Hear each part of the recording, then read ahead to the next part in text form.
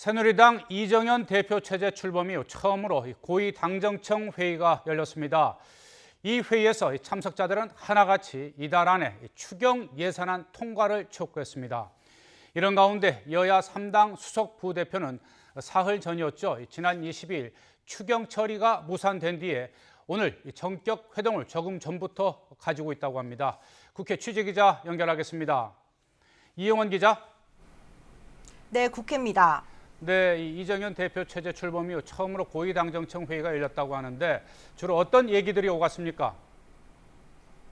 네, 오늘 오전 7시 반 새누리당사에서 열린 고위당정청 회의는 2시간 남짓 진행됐습니다. 이 당에서는 이정현 대표와 정진석 원내대표 등 지도부가 참석했고, 이 정부와 청와대에서는 황교안 국무총리와 이원종 대통령 비서실장, 강석훈 청와대 경제수석 등이 참여했습니다. 회의가 끝난 직후 김광임 정책위의장은 이달 안으로 추경이 통과돼야 한다고 거듭 강조했는데요. 그래야 다음 달 추석 전에 돈이 풀려 이 조선업계와 거제, 울산 등에서 장사하는 분들이 어려움을 덜 수 있다는 겁니다. 사실 회의 시작부터 참석자들은 하나같이 추경 통과를 강조했습니다. 황교안 총리는 국회에 제출된 추경이 아직 처리되지 않아 일자리 창출 등 지역 경제의 어려움이 커지고 있다며 민생을 살리기 위해 이유 여하를 막론하고 추경안은 하루빨리 통과돼야 한다고 강조했습니다. 이정현 대표도 국회에서 발목 잡혀 있는 이 추경안을 포함한 민생 현안, 즉 국민이 먹고 사는 문제에 대해서는 초당적 협조를 해야 한다고 요청했습니다. 정진석 원내대표는 더 나아가 야당도 국정 파트너인 만큼 이 정부가 국민 소통뿐 아니라 이 야당과의 소통에도 성의 있게 나서달라고 당부했습니다.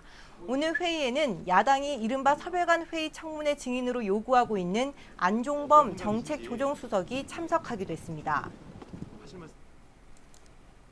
네, 이렇게 이 당과 정이 추경 처리 요구를 거세게 하고 있는 상황에서 조금 전 11시부터 그동안 중단됐던 이 3당 수석 회동이 다시 열리고 있다면서요.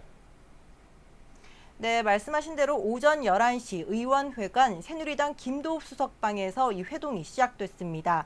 지난 22일 추경 처리가 무산된 지 사흘 만에 여야 3당 원내 수석 부대표들이 다시 만나 이 추경 협상을 재개한 건데요. 그동안 여야는 서별관 회의 청문회에 최경환, 안종범, 홍기택 등 3인의 증인 채택 등을 놓고 이견을 좁히지 못하면서 22일 추경 통과라는 합의가 무산됐습니다. 이후 새누리당은 야권이 합의를 파기했다며 민생은 안중에도 없다고 비난했고, 야당은 조선 해운업 부실 원인 규명을 통해 왜 수조원의 혈세가 투입되는지를 설명해야 한다며 서로 책임 공방만 벌여왔습니다. 오늘 오전에도 더민주 우상호 원내대표는 부실 기업과 은행에 수조 원씩 쓰도록 한 권력자들이 국회에 와서 해명해야 한다고 거듭 요구했습니다.